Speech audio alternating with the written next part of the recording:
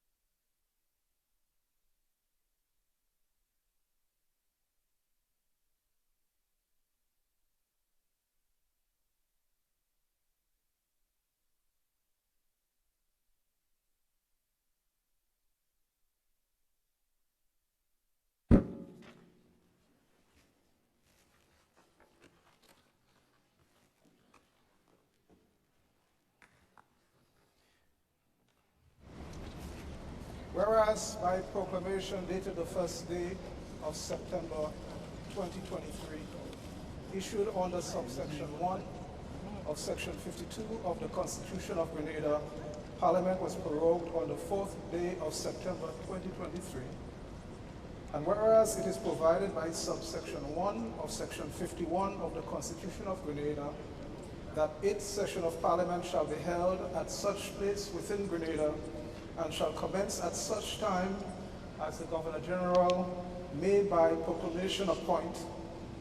And whereas it is further provided by subsection 2 of section 51 of the Constitution of Grenada that there shall be a session of Parliament once, at least in every year, so that a period of 6 months shall not intervene between the last sitting of Parliament in one session and the first sitting in the next session. Now therefore, I, Cecile La Grenade, Dame Grand Cross of the Most Distinguished Order of St. Michael and St. George, Officer of the Most Excellent Order of the British Empire, Governor General in and over Grenada, do hereby appoint the Parliament Chamber at Mount Wellmill in the town of St. George as a place where the second session of the 11th Parliament shall be held at 10 o'clock in the forenoon on Tuesday the 26th day of September 2023 at the time at which the said session shall begin. And members of the said Parliament and all other His Majesty's officers and loving subjects in Grenada and all others whom it may concern are hereby required to take due notice hereof and give their ready obedience accordingly. Given under my hand and the public seal of Grenada this 11th day of September 2023 in the first year of the reign of His Majesty King Charles III. God save the Queen. Proclamation by Governor General Dame Cecile E.F. La Grenade.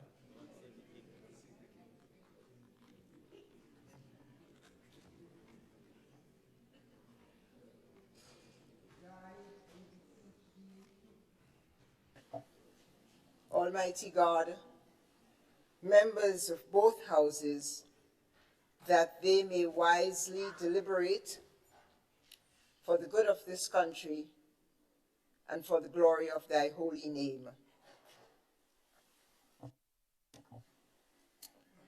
I invite you to join me as we say the Lord's Prayer. Our Father, who art in heaven, hallowed be thy name. Thy kingdom come, thy will be done on earth as it is in heaven. Give us this day our daily bread, and forgive us our trespasses as we forgive those who trespass against us. And lead us not into temptation, but deliver us from evil. For thine is the kingdom, the power, and the glory, forever and ever. Amen. Pray, be seated.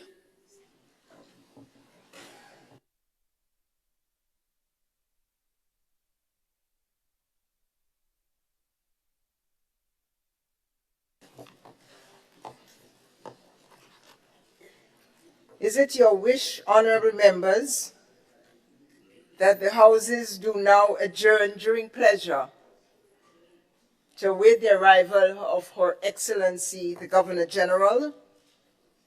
If so, please say aye.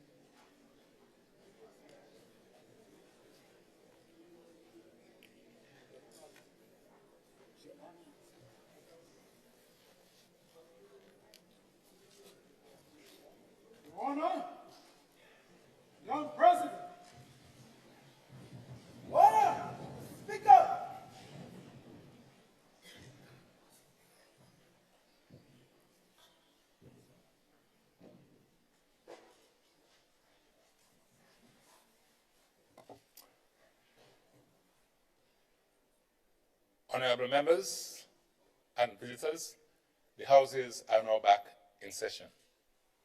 Pray be seated.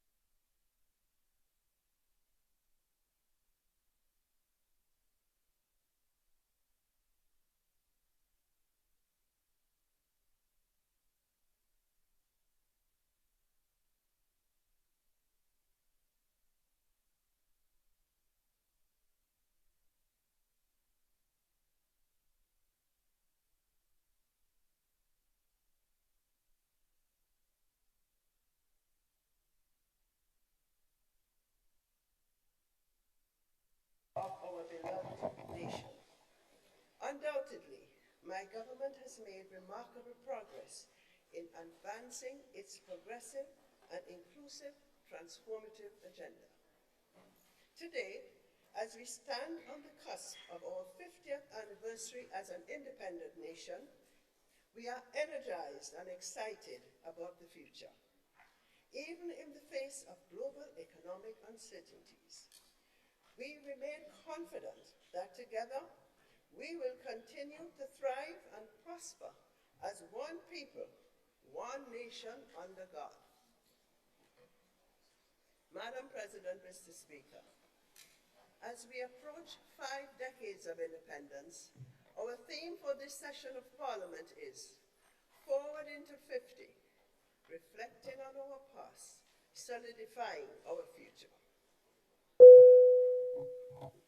This theme is rooted in our overarching theme for the 11th Parliament, transformative development towards a sustainable, equitable, and prosperous Grenada, which in and of itself is deeply rooted in our Vision 2035.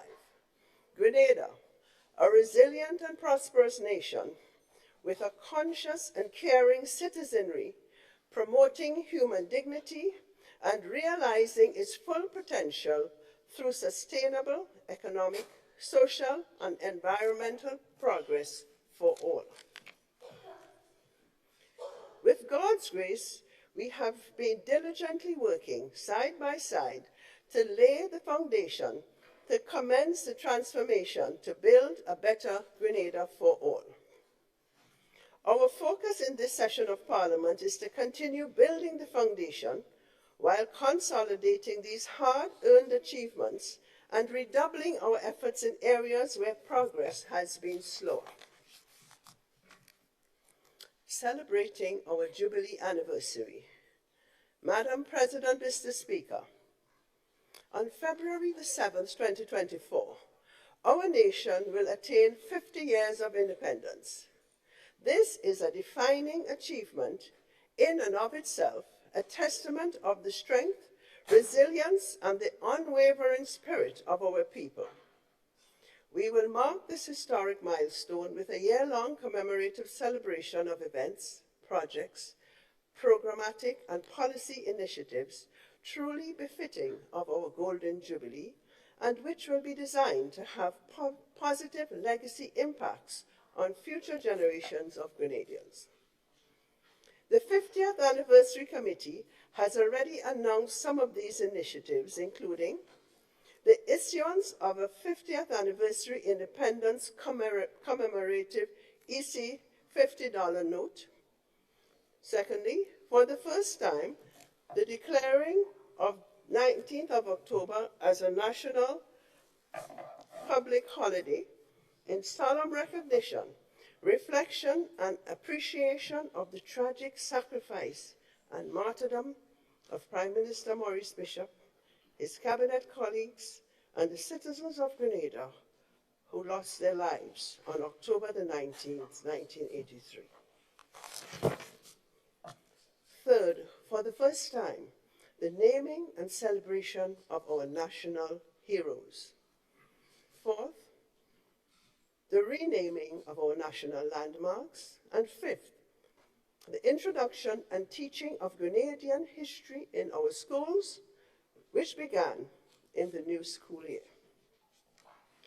More details of the events and projects will be provided by the National Organizing Committee at the launch of the 50th anniversary celebrations on the 19th of October, 2023. Protecting Grenada's patrimony. Madam President, Mr. Speaker, as we commemorate our 50th anniversary of independence, it is paramount that we, as a nation, protect our patrimony so that future generations of Grenadians can continue to benefit from the courage, hard work, resilience, and success of our people. The decision to sell, buy or freehold, lands on Grandance Beach and other strategic locations on the south coast, which are prime lands for tourist development, to private interests is clearly unpatriotic and deleterious to ensuring that those to whom these lands are sold can be held accountable to develop and engage in robust economic activity on such lands. To this end, my government has successfully negotiated and reacquired the freehold interest in 3 of these sites: the site upon which the Grenada Radisson sits, the Kawana Bay site, and the site located immediately before the Umbrellas restaurant. These sites shall not only be transferred via leasehold as a matter of policy, aimed at ensuring that the next generation of Grenadians have an opportunity to see how these sites can be utilized. It is for this reason that my government will swiftly move to introduce legislation in Parliament within the last quarter of this year to ensure that state or crown lands which are strategically located in our prime developmental and tourist area can only be transferred by a lease and not by way of freehold sale. Oil and gas.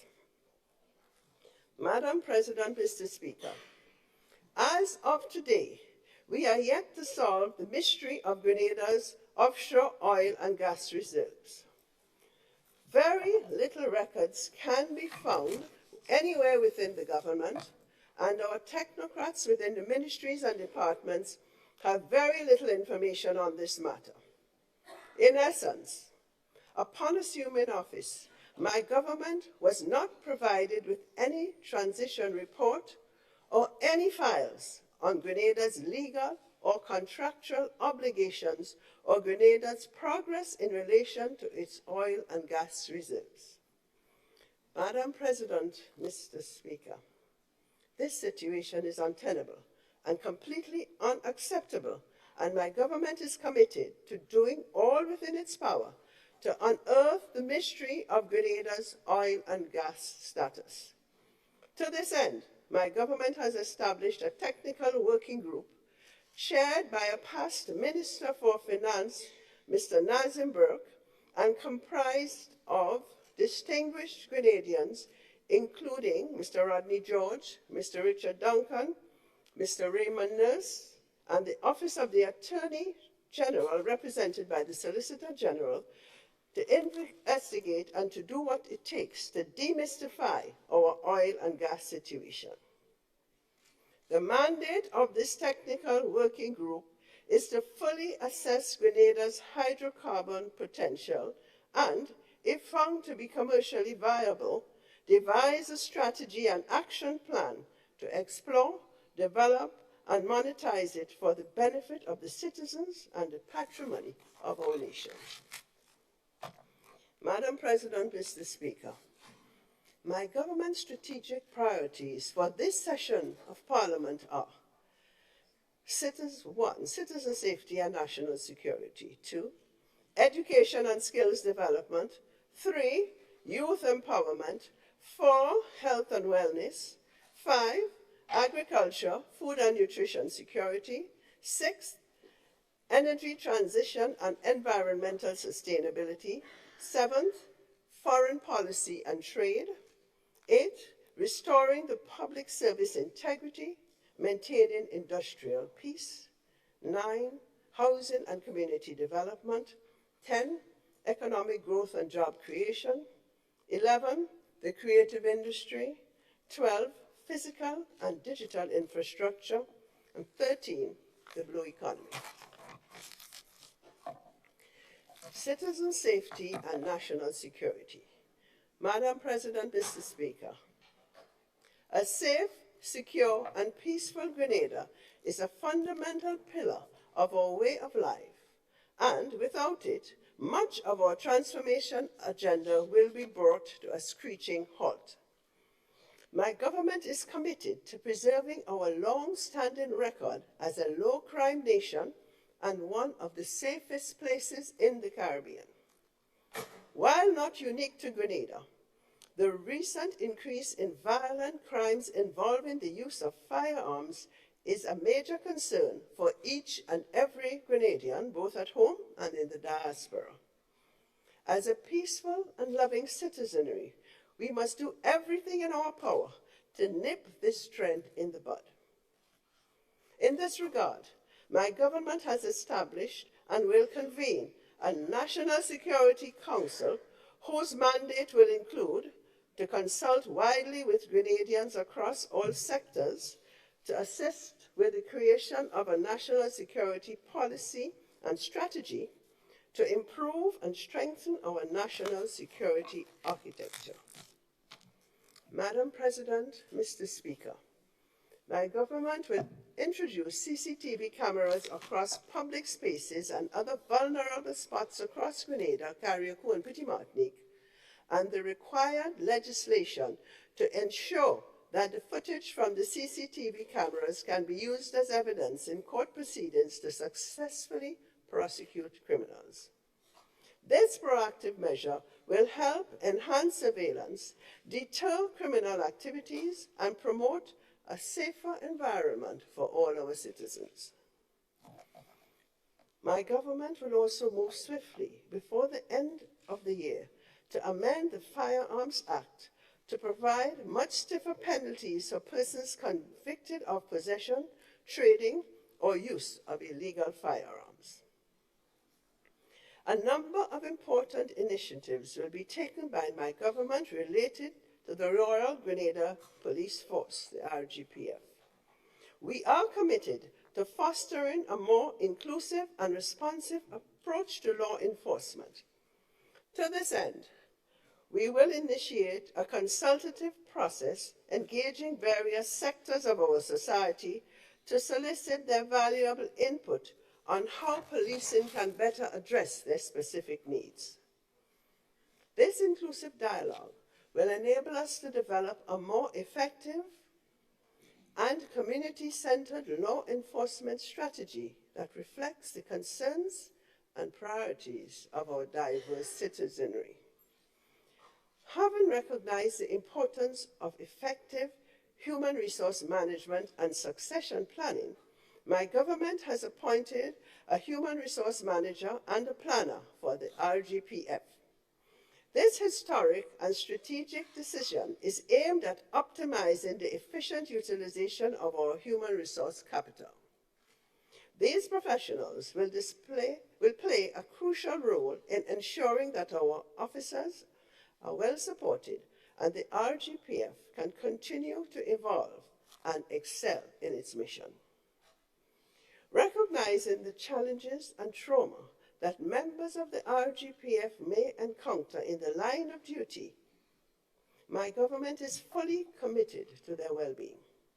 We will establish access to counseling services to effectively address post-traumatic stress disorder and other comprehensive psychosocial support to our dedicated law enforcement personnel. This initiative aims to prioritize the mental health and resilience of our officers, ensuring that they receive the care they deserve while continuing their vital work in protecting our communities. We are dedicated to optimizing the operations of the RGPF by re-evaluating its structure and eliminating non-essential departments. Starting in 2024, we will transition the responsibilities of the licensing and port security departments to civilian personnel, enabling our police force to concentrate exclusively on their primary duties. This strategic move will optimize the RGPF's resources and enhance its ability to fulfill its core functions. With respect to His Majesty's prisons, emphasis will be placed on infrastructure enhancement, enhancing rehabilitation efforts, and promoting self-sufficiency within the prison system. Education and skills development. Madam President, Mr. Speaker, my government reiterates its philosophy that our human resources are our most precious assets and a fundamental contributor to the social and economic development of our nation. Further, that education is a basic human right. My government will therefore continue to prioritize education and skills development as a fundamental basis for transforming our society and people. In the past year, significant strides have been made in this regard, including 1, the removal of registration fees at the pre-primary, primary, and secondary levels aimed at eliminating financial barriers to education, increasing subventions to schools and other educational institutions to cover operational costs. 3rd, the launch of free tuition program up to the tertiary level. 4th, curriculum development to include the teaching of Grenadian history in our schools, Spanish in primary schools, and the expansion of the teaching of creative and performing arts. Fifth, the approval of a technical and vocational education training TVET policy and strategy to enhance TVET training and address skills mismatches in the job market. Sixth, a roadmap for delivering coding to students has been developed and a pilot project is currently underway.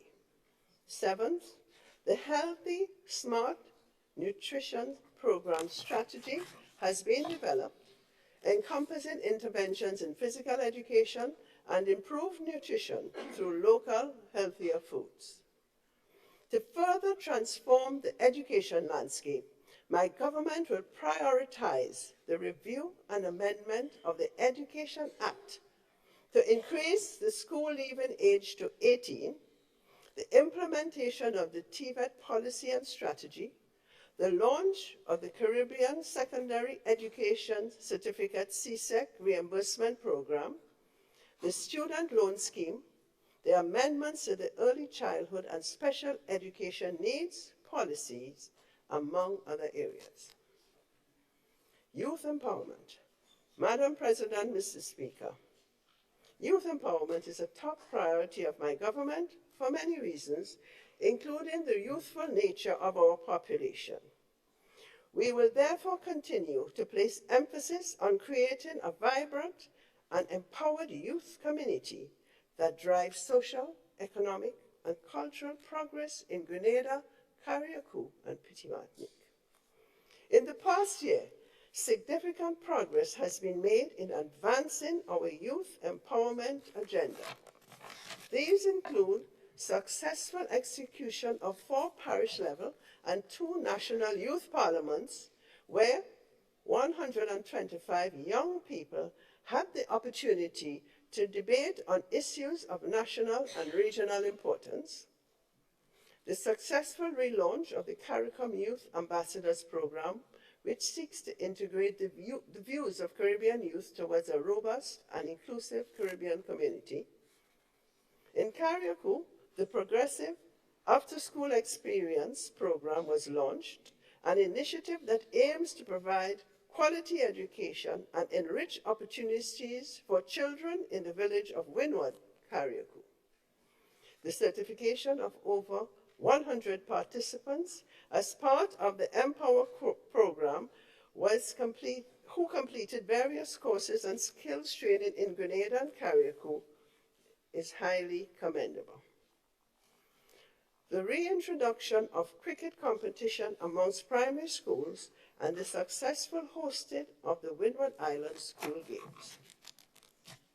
In this session of Parliament, my government will continue to emphasize transformative strategies for youth empowerment, including in the area of youth engagement, education and skills development, digital literacy, culture and creative industries, employment and entrepreneurship support. Health and wellness. Madam President, Mr. Speaker, my government reiterates its commitment to transforming our healthcare system as one of its top priorities, with the goal of making Grenada the health capital of the Eastern Caribbean. Despite significant challenges confronting the sector, we have made substantial progress. Key achievements in the past year include: 1, the purchase of 83.9 acres of land in Calivini, St. George, which will be the site for the construction and operation of Grenada's climate-smart new teaching hospital project. 2, the strengthening of human resource capacity through the hiring of additional health professionals and improving employment conditions. 3rd, the introduction of CT scan services. 4th, the commencement of hemodialysis and peritoneal dialysis services at the General Hospital. The commissioning of a new accident and emergency unit in November of 2022. 6th, the refurbishment of 5 theatres at the General Hospital to international standards. 7th, the completion of a new modern pharmacy department at the Phase 2 building of the General Hospital. 8th, the enhancement of primary health care through the launch of primary health care teams and the upgrading of several health centres and medical stations, including Hillsborough Smart Health Centre, Victoria Medical Station, the Princess Royal and Princess Alice Hospitals, and the Westerhall and Good Hope Medical Stations.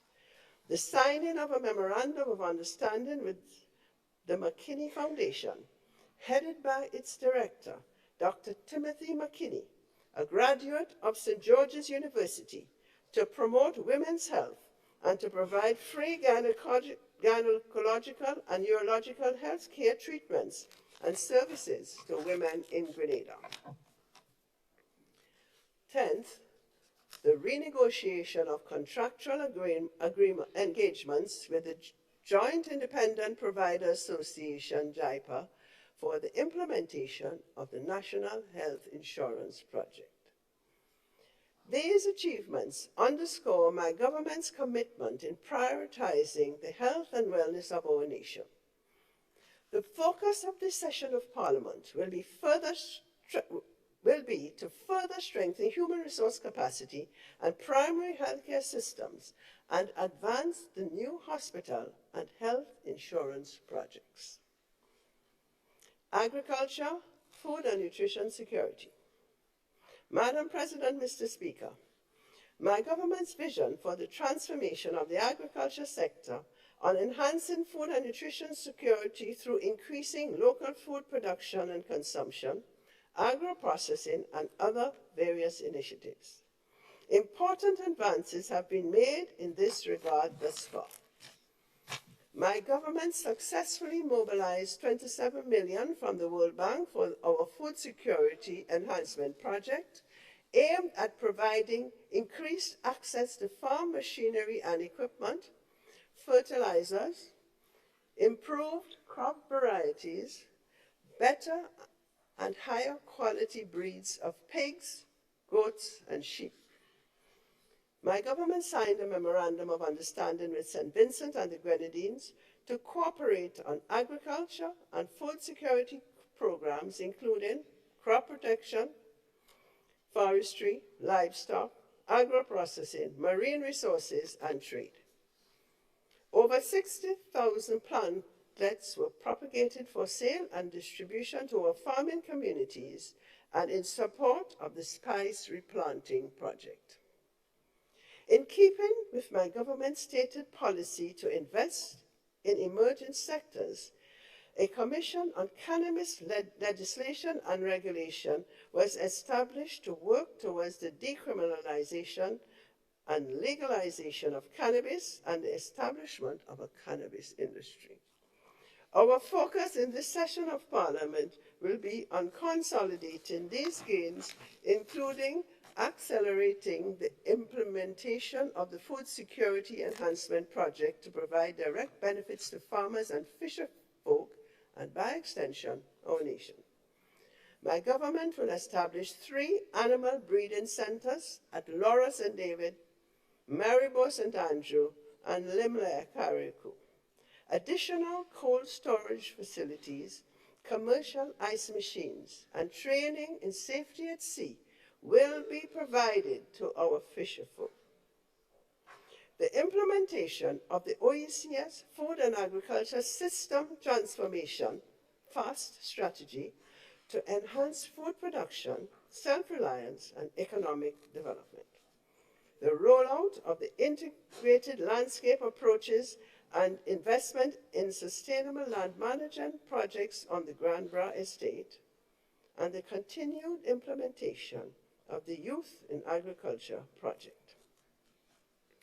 Madam President, Mr. Speaker, my government reiterates its commitment to successfully reforming the Marketing and National Importing Board, MNIB, to support farmers and the agriculture and agro-processing sector, and the new entity is expected to come on stream no later than the first quarter of 2024.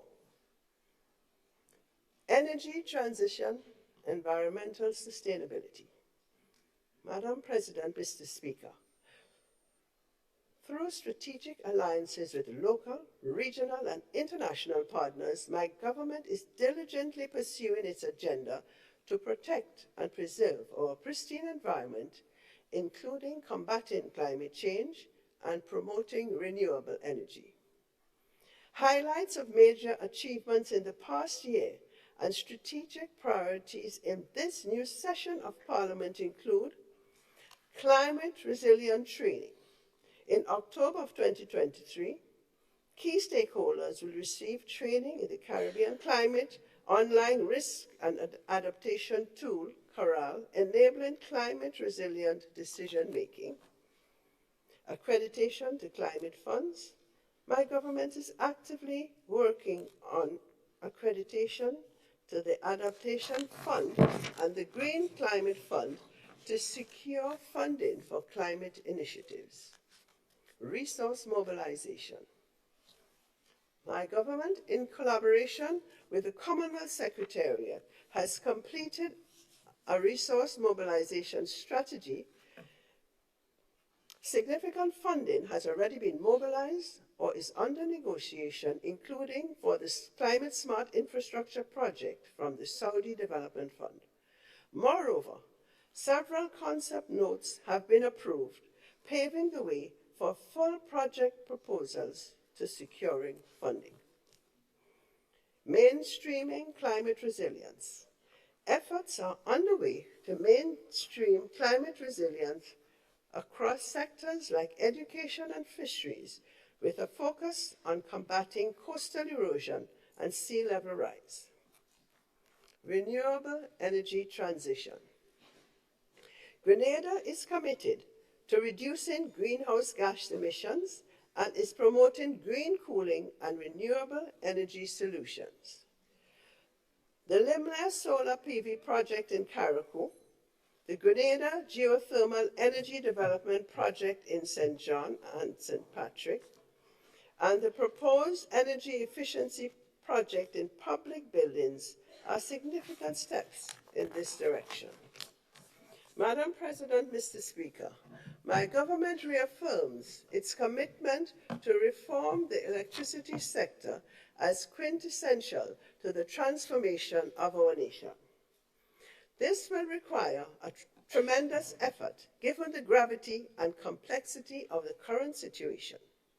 That notwithstanding, satisfactory progress is being made in this area. We have developed a national energy policy to determine Grenada's optimal energy mix and have completed an assessment of Grenlec's generation capacity. We are now working feverishly to mobilize resources to expand renewable energy generation.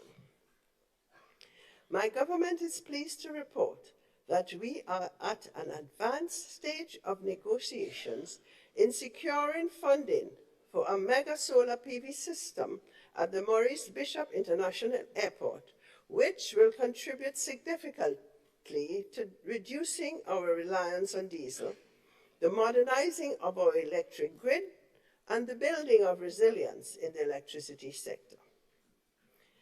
My government recognizes the need to tackle the modernization and reform of the transport sector, and we have undertaken a comprehensive study of the sector with grant support from the Caribbean Development Bank.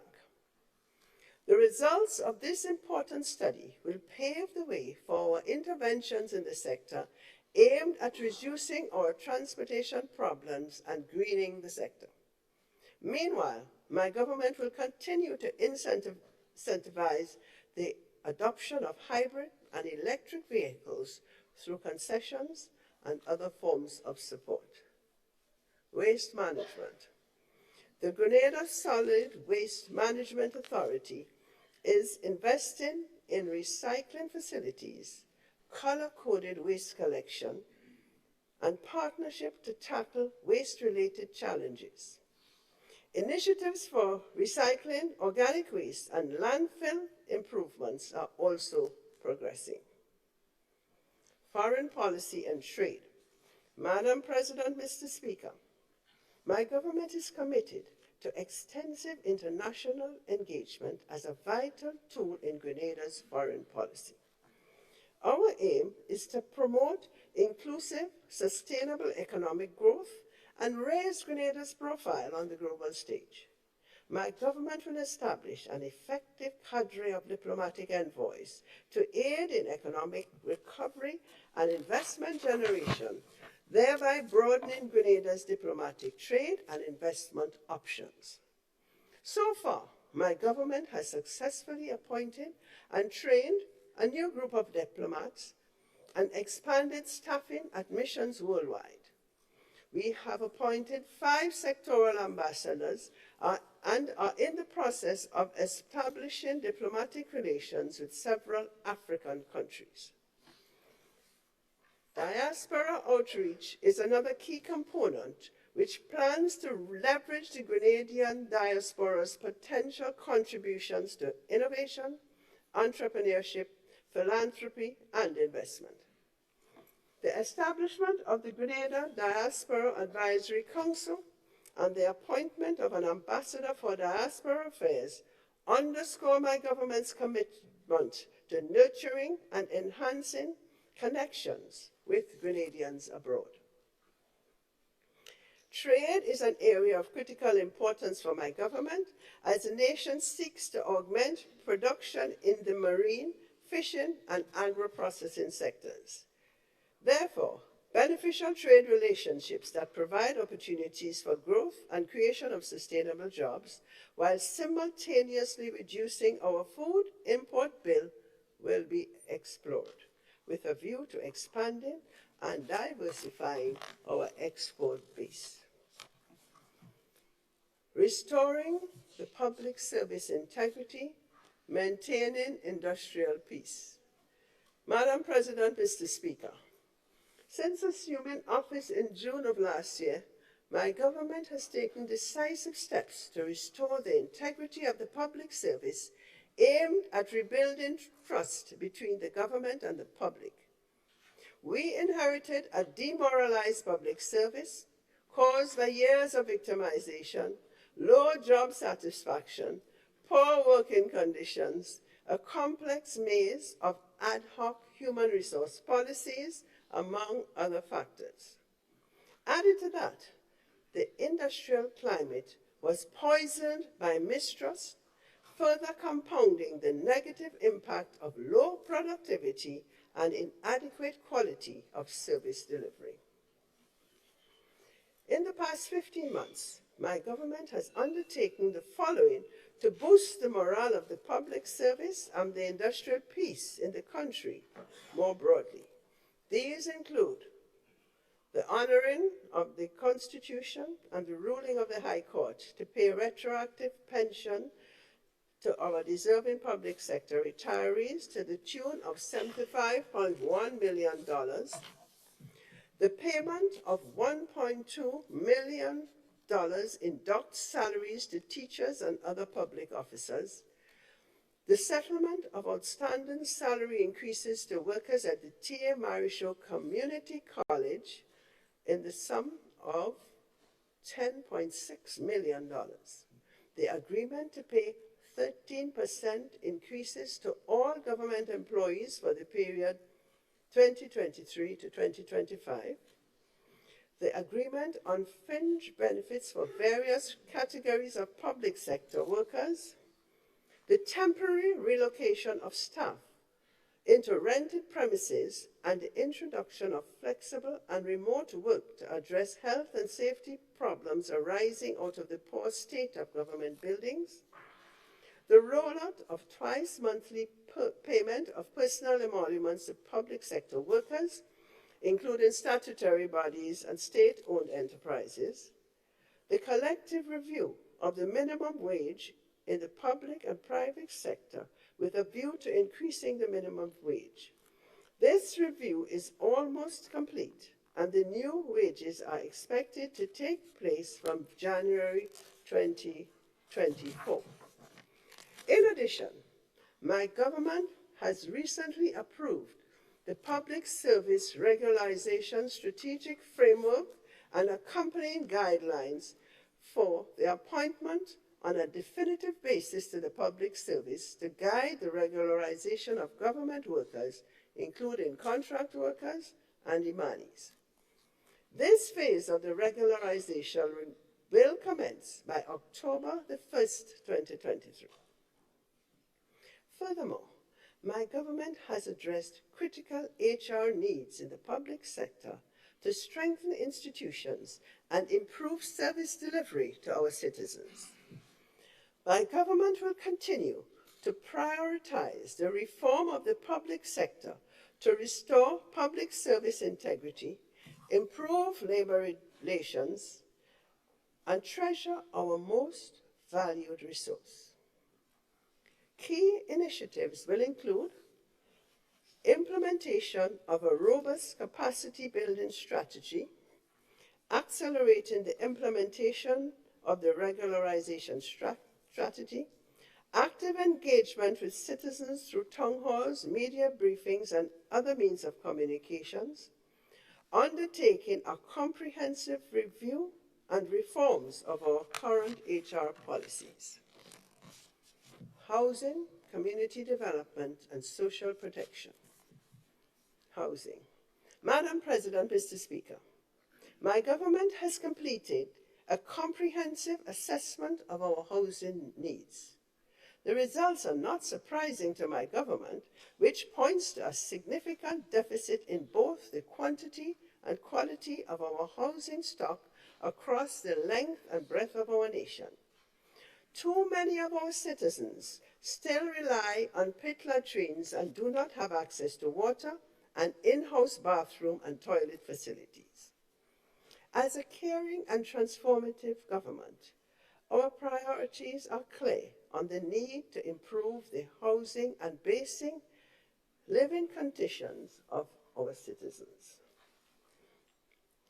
This is a major priority for my government. In this regard, my government will pursue a multifaceted strategy to address the critical issues related to housing, including A, the launch of Project 500. Project 500 is my government's flagship commitment to building 500 Grenadian-style homes across Grenada in our first term. My government has already appointed the Project 500 Steering Committee and Management Unit to plan and implement Project 500. B, the committee is tasked with ensuring Project 500 utilizes new materials and applied technology, ozone-friendly building materials, innovative building techniques, common sewer systems, rainwater harvesting, solar energy, smart agriculture, and designated model farming areas, promoting all-inclusive community development, homeowners association, common laundry and shopping facilities, multi-purpose indoor sporting and cultural facilities, and outdoor recreational parks. The deployment of water, sanitation, and hygiene, or WASH program, a signature partnership between government, NGOs, private businesses, donors, community groups, and volunteers. It aims to provide households facing financial challenges in Grenada with access to clean running water and adequate sanitation facilities. My government's aim through the WASH program is to eliminate open defecation and pit latrine use as far as possible by the end of 2027 to ensure that all homes have access to indoor water and bathrooms, thereby improving living conditions and promoting the overall well-being of all citizens in Grenada, Carriacou, and Petit Martinique. D, the pilot for the WASH program will be launched on the 30th of September 2023 in the community of Belle Isle, St. David, where 52 homes will be targeted over the next 12 weeks to be outfitted with indoor water and bathrooms. This pilot will be replicated in communities across all of Grenada during my government's first term in office. Community development. Madam President, Mr. Speaker, in the area of community development, the focus will be on building knowledge-driven and people-centered communities. Key initiatives will include sports clubs, self-help activities, beautification projects, care groups, skills training, anti-drug and alcohol programs, and parenting programs. Support for the education, enhancement, and development.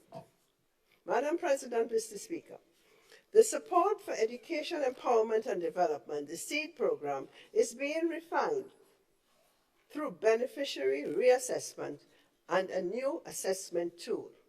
Furthermore, my government will commence the issuance of SEED benefit cards for more efficient and dignified benefit distribution. The National Insurance Scheme. My government is actively pursuing strategies to improve the social security landscape, with the National Insurance Scheme being at the center. In this context, several critical legislative changes have been made and are in the pipeline to enhance our social security system, introducing a permanent employment insurance benefit program, improving the self-employed persons regulations, and enhancing the national insurance claims and payment system. Gender equality.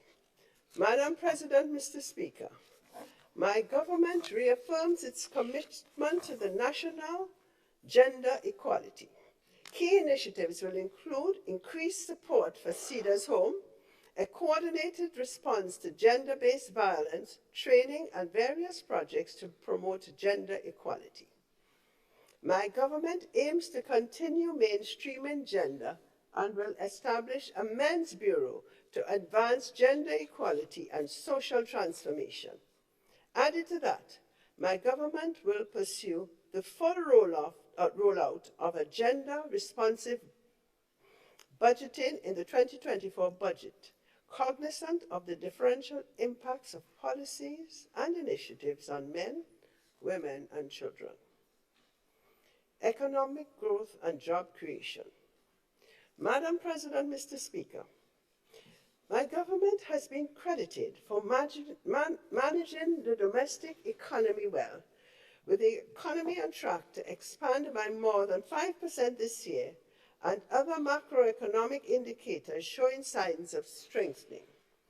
Undoubtedly, our policies have been growth-friendly and inclusive, demonstrating our strong commitment to fostering growth, job creation, and shielding the population from negative externalities.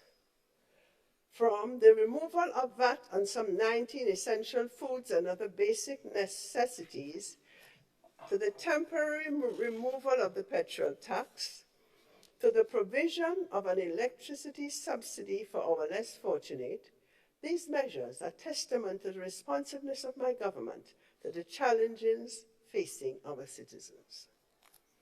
My government's interventions in various sectors has served to boost economic activity and employment. Looking ahead, the macroeconomic outlook is favorable despite an uncertain global economic environment. Through our policies and interventions in existing and emerging sectors, such as the cannabis industry and the creative economy, my government is confident that economic growth will be robust and sustainable jobs will be created, especially for young people who are entering the job market. Some of the key highlights of major drivers of economic growth and job creation include tourism. Madam President, Mr. Speaker, the rebound of the tourism sector is the driving force behind our recent economic expansion and job creation.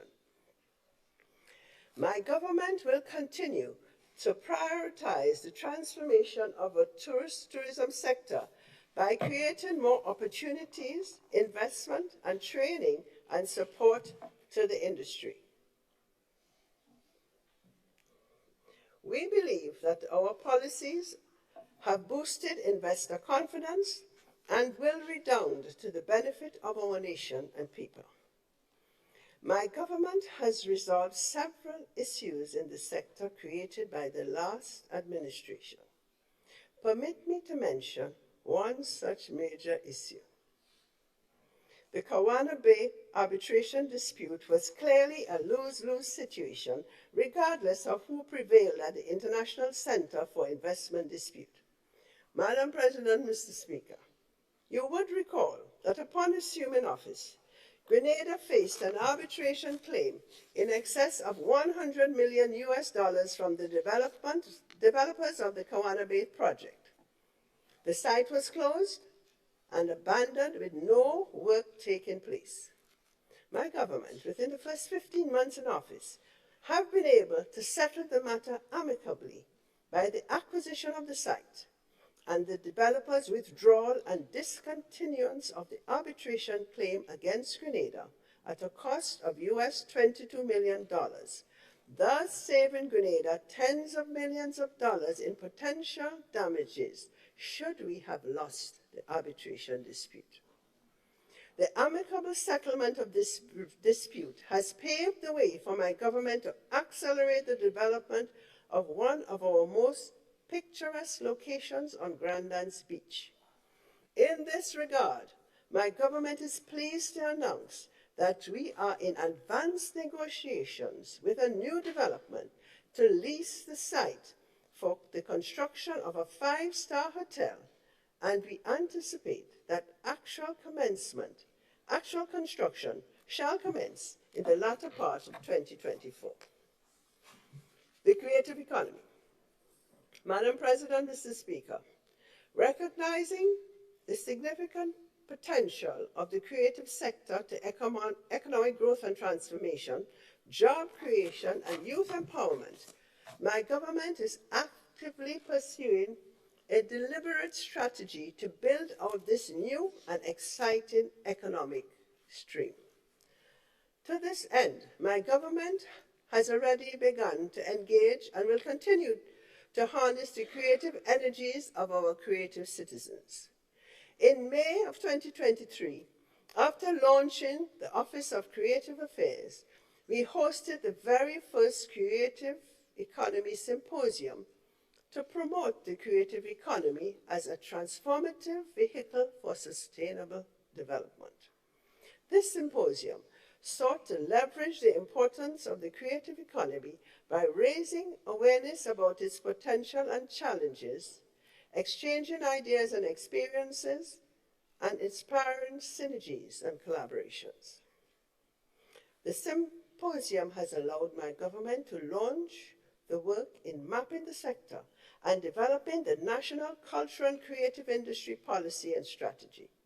Additionally, our local creatives are now able to receive and enjoy 100% duty-free concessions on imported gear and or equipment. By the end of 2023, my government will also establish and launch the official Film Commission and the Cultural and Creative Industries Development Fund. Most worthy of mention, the Office of Creative Affairs has recently collaborated with the Ministry of Education and the T.A. Marichaud Community College to offer specialized courses in entertainment law and introduction to entrepreneurship for creative industries. In this session of Parliament, my government will continue its strategic investment in this sector. Micro, small, and medium-sized enterprises. Madam President, Mr. Speaker, A thriving micro, small, and medium-sized enterprise sector is the backbone of our nation's economy, contributing to economic activity, jobs, and innovation. When my government assumed office, we inherited a poorly implemented COVID-19 economic support program. My government moved quickly to reimagine the CES program, focusing on providing targeted financial support to MSMEs in all sectors, but particularly in the agriculture and fishing sector, positively impacted hundreds of beneficiaries. Added to that, my government extended the micro, small, and medium enterprises concession regime, which remains in effect up to this day, targeting new MSME startups and the expansion of existing ones. My government will continue to prioritize support to MSMEs to create the enabling environment wherein these enterprises can play their part in the transformative development of our nation. Support to MSMEs will include financial, access to markets, incentives and entrepreneurship training, and hand-holding support. Physical infrastructure. Madam President, Mr. Speaker, a robust physical infrastructure is a necessary condition for economic transformation. Adequate and efficient infrastructure supports job creation and productivity, facilitates trade and business activities, and improves other sectors such as education, healthcare, and the environment. Regrettably, our infrastructure development has not kept pace with the evolving needs of our nation. Our roads and bridges are inadequate and poorly maintained. Some of our state buildings are in a state of disrepair. Our physical development has been haphazard. Fortunately, my government is committed to construction, rehabilitation, and maintenance of critical physical infrastructure through public-private partnerships to address the physical development deficit facing our nation, while simultaneously stimulating economic activities and creating hundreds of jobs. Some of the major strategic physical infrastructure projects include: 1. The World Bank-supported Grenada Resilience Infrastructure Project, of which a key component is the reconstruction of the Balthazar Bridge in St. Andrew. 2. The rebuilding of the Cliff to Woburn Road and the widening of the Woodlands roundabout. 3. Addressing flooding programs in South St. George and Grenville areas. 4. Completing the Molyneux Landslip Project. And 5th, the systematic rehabilitation and renewal of state buildings. Digital infrastructure. Madam President, Mr. Speaker, my government reaffirms its commitment to the development of a robust ICT and digital economy to keep Grenada abreast with the rest of the region and indeed the world in the conduct and ease of doing business. To this end, significant progress has already been made in advancing this agenda, including expanding broadband access, strengthening data protection, implementing programs to bridge the digital divide, including the JUMP program, which targets underserved communities and children, enhancing digital literacy, and providing training for digital job opportunities, including in such areas as coding and multimedia. Looking ahead, my government will continue to invest heavily in building a robust digital economy, focusing on data protection and cybersecurity, education and training, digital inclusion, e-government, and job creation. Some specific interventions include: 1.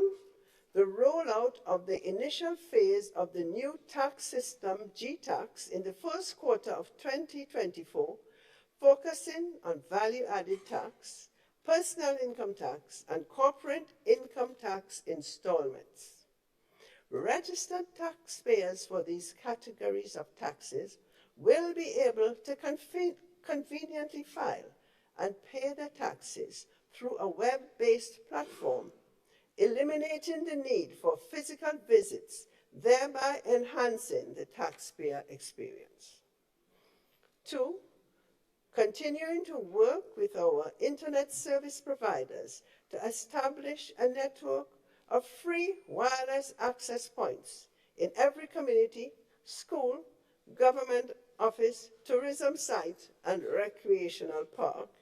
3, the expansion of education and training in coding and other critical IT skills. And 4th, the digitization of our passport and immigration services to include online payment for services and the introduction of online embarkment and disembarkment cards at the Morris Bishop International Airport.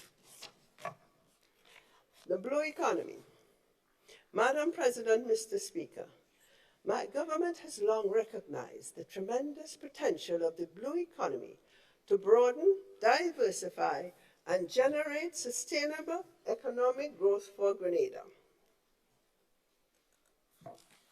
The blue economy encompasses a vital array of interconnected and mutually reinforcing industries, including fisheries, shipping, marine tourism, among others.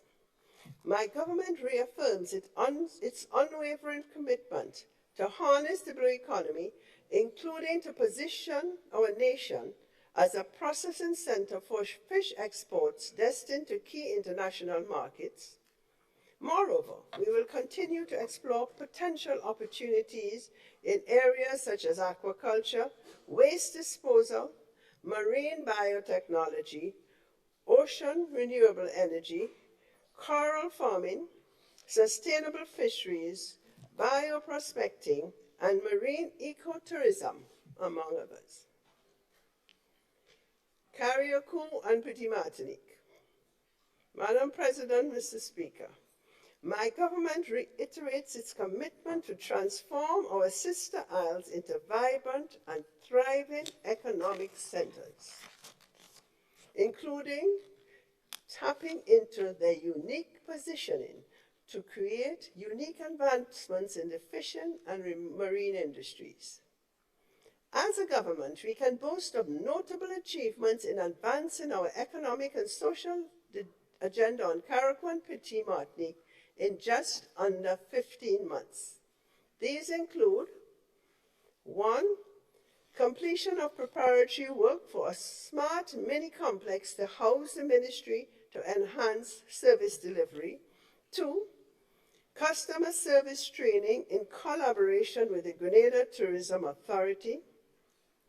3, human resource training in emergency communication, community emergency response, and information management. 4, upgrades and reconstruction of fisheries and agriculture infrastructure, including work on the Windward Fish Market, the Bel Air Nursery Building, and the Limlair Livestock Station Building. 5th, restoration of veterinary services and increased agriculture support to farmers. 6th, infrastructure development, including road improvements and construction of new roads, including work on the main roadway to the Princess Royal Hospital. 7th, enhancement in youth, sports and culture and community development, including upgrading of the Hillsborough Tennis Court and the construction of a turf cricket pitch in Petit Martinique. And 8th, social development initiatives, including housing repairs and medical assistance. For 2024, the strategic priorities for the continued transformation of Carriacou and Petit Martinique include 1, commencement of construction works on the smart ministerial complex. 2, continuation of staff regularization and training. 3, construction of a commuters building and jetty in Hillsborough to facilitate the movement of people to and from Carriacou. 4th, ongoing infrastructure development, especially the Bel Air Main Road and Petit Martinique Enhancement Project. 5th, focus on agriculture, including fish market completion, jetty construction, and livestock management. 6th, review and re-establishment of the marine protected area management. 7th, youth skills development programs and structured housing support mechanism. 8th, construction of a sporting and cultural center and tennis court. And 9th, repairs and construction of perimeter protection for playing fields and community development projects. Legislative agenda. Madam President, Mr. Speaker, finally allowed me to touch on the legislative agenda for this session of Parliament. Of necessity, my government will pursue an ambitious legislative agenda to support our nation's transformative development. In the past 15 months, we have taken to Parliament several pieces of critical legislation, including amendments to the National Insurance Act to, inter alia, introduce a permanent unemployment insurance program to strengthen our social security system, the Disaster Management Act to enhance disaster and climate resilience, regulation on electricity generation, expansion planning, and competitive procurement to support a greener and low-carbon economy, to name a few. My government wishes to place on record its commendation to the Attorney General and her staff for their tremendous work in advancing our legislative agenda. The priorities for this session of Parliament will include the Energy Efficiency Act, the Fiscal Resilience Act, the Labour Code, or the Employment Act and Labour Code Amendment Bill, the Mental Health Bill, the Film Commission Bill, the Freedom of Information Bill, the Firearms Act, and the Crown Lands Act, to name a few. Conclusion. Madam President, Mr. Speaker, to whom much is given, much is expected. The people of Grenada have given us a strong mandate to transform Grenada. We have embraced this mandate wholeheartedly and have made remarkable progress in a very short period.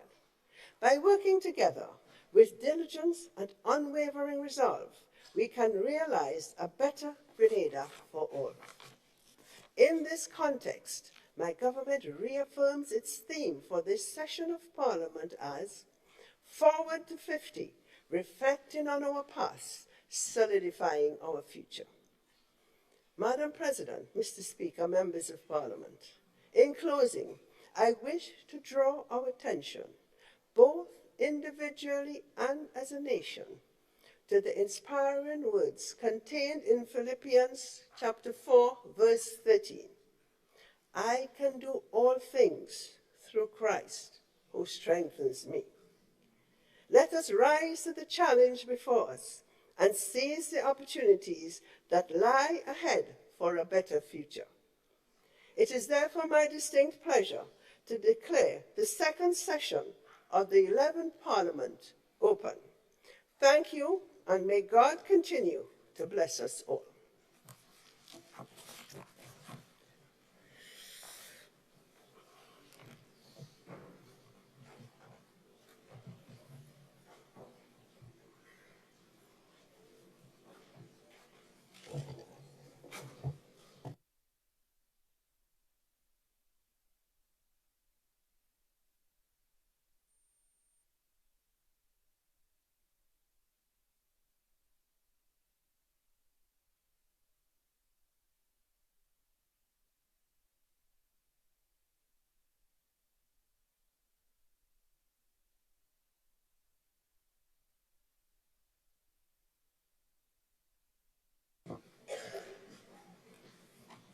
Be it resolved that the Honorable Houses of Parliament record their thanks for the gracious address delivered today to the Houses by Her Excellency the Governor General.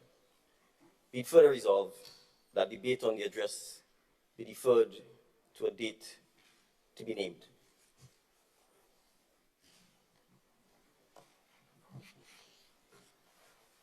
Mr. Speaker, I stand to second the motion.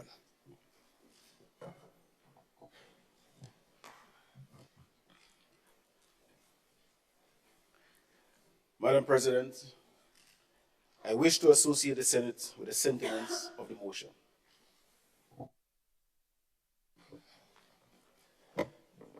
Madam President, I second the motion made by the Leader of Government Business in the Senate.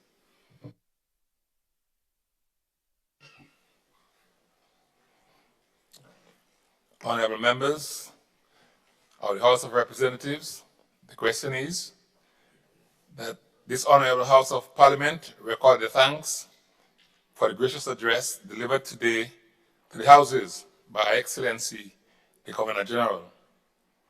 Be it further resolved that the debate on the address be deferred to a date to be named. All those who have that opinion say aye. Aye. Of the contrary opinion say no. The ayes have it.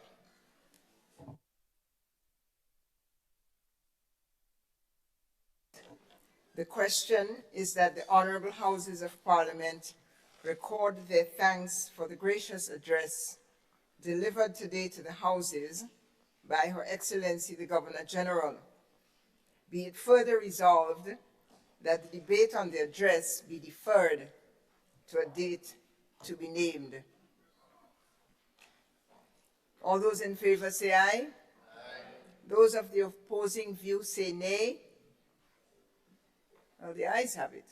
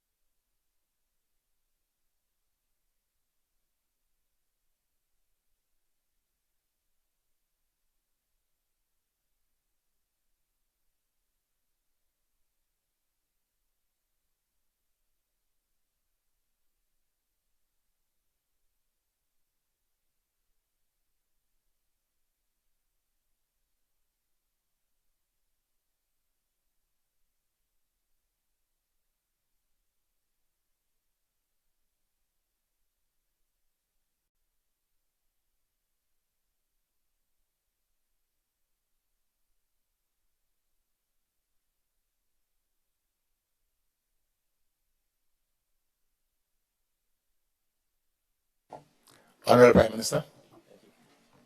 Thank you, Mr. Speaker. Mr. Speaker, I just wish, with your leave and the President's leave, to acknowledge the presence of the Honorable Terence Drew, Prime Minister of St. Kitts and Nevis, who is with us this morning.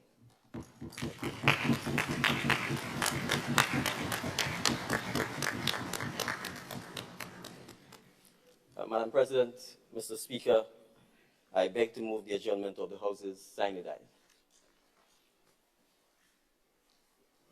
Mr. Speaker, I second that motion.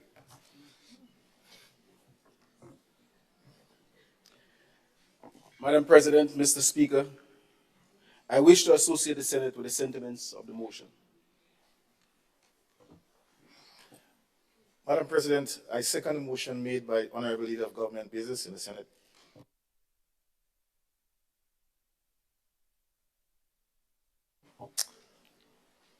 Honorable members of the House of Representatives, the question is that this House be adjourned sine die.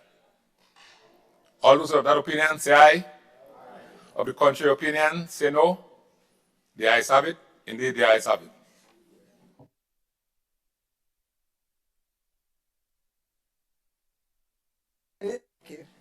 Honorable members of the Senate, the question is that the Houses be adjourned. Sine die. All those who are in favor say aye. Those of the contrary view say nay. The ayes have it. The Houses are adjourned.